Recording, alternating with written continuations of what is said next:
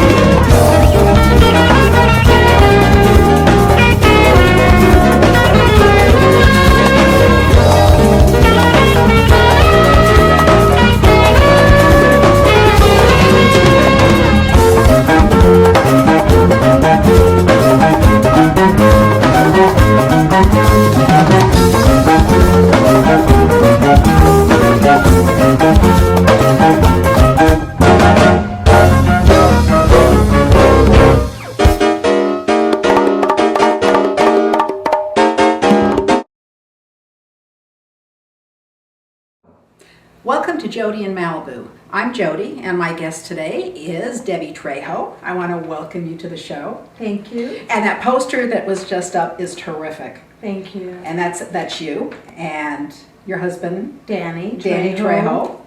And my favorite dog in the world, Diamond. Aww. He is Linda Blair's biggest and sweetest, as far as I'm concerned, rescue dog. He was rescued from a shelter in Ventura. Mm-hmm. And Linda tells me that there was actually two. He had a brother, and they were supposed to be fighting dogs, and that they actually euthanized his brother, and they called Linda and begged Linda to take Diamond, and just said that he was the sweetest dog. And I asked her if he was mean, and she said no, he didn't get the gene.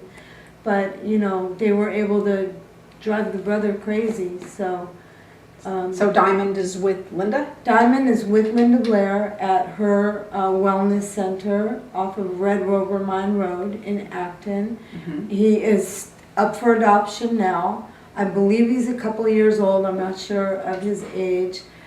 He is one of the most majestic dogs I've ever seen. I love him. I think about him all the time. And pretty soon I pray he has a home. All he wants is love. Well, I think he will. He's a beautiful dog. Yeah. Now, you're in with this Canine Compassion. Yes. You started this foundation? I did. And what is the purpose of it? Well, the purpose is to really raise public awareness and help to educate the public on, well, one, the gross exploitation of fighting of pit bulls and other blacklisted dog types. I want to educate the public in order that they have a better understanding of the extreme urgency and the need to pass a mandatory spay and neuter law in all of our cities and counties across California. They have put dogs on a list now that, you know, they're not even allowed to adopt out if they're found.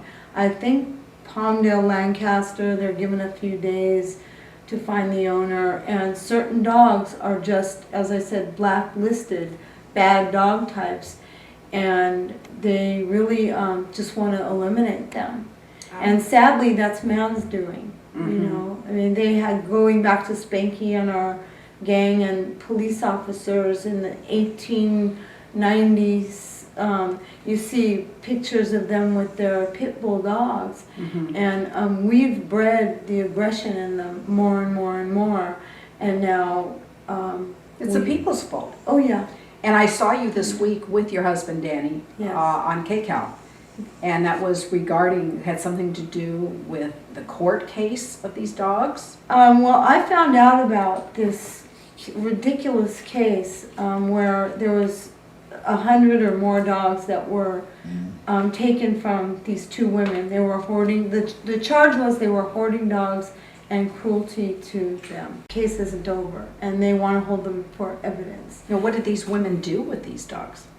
They just collected them. They kept them. They just kept collecting them, and so first they went from this horrible situation of just being collected. I don't know with how bad they were or how they looked, but people, I think that rescues and even collectors started with a good heart, to be honest with you. When I was a kid, there was the pound, and then there was rescues that started rescuing from the pound to try and save the dogs. Now there's rescues that are rescuing from the rescues, because a lot of rescues have become what they call collectors.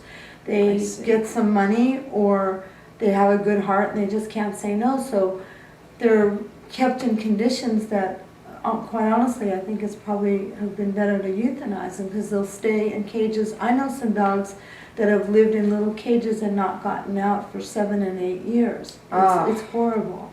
That's and horrible. so, and it all comes down to spaying and neutering every dog. Somehow, it seems like everybody talks about this law that needs to be passed, and yet all I hear is about the negativity, why it won't work. It seems like just such a simple solution, at least temporarily. At least if we could put a moratorium on it for a while.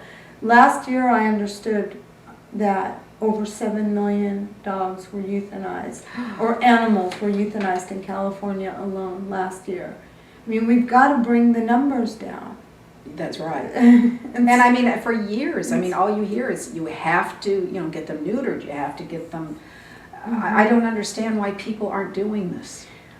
It's just out of control. And I've had long talks with the animal shelters, and they say even though they're trying to pass these laws, the city has no money to enforce these laws, and it's frustrating because every direction I seem to turn, I get another reason why something can't be done. And in the meantime, there's so much needless suffering and cruelty and to these animals, and it seems like people have become really desensitized to their feelings of suffering and pain and loneliness and anguish, and it's not just a dog. I'm sorry. Could you tell us the story of Simba? Simba was kind of the catalyst that started me knowing I had to do something different. I think there's two kinds of people in this world: those that want to take up space and those that want to make a difference. Simba is the dog that helped me decide I had to make a difference. I work for Remax Olson in Northridge. I deliver my flyers. I love animals.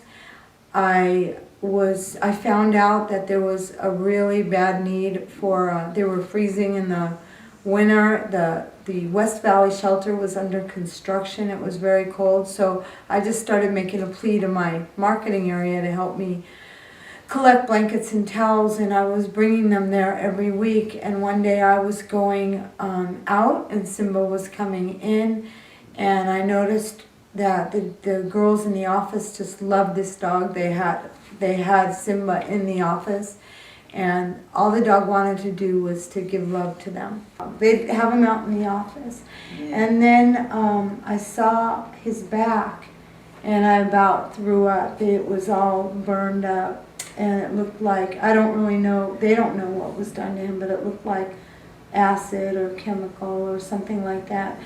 And I said, well, since he's such a sweet dog and so good-natured, and he still just wants to love everybody. What kind of dog is this? He was a pit bull, a red-nosed pit bull.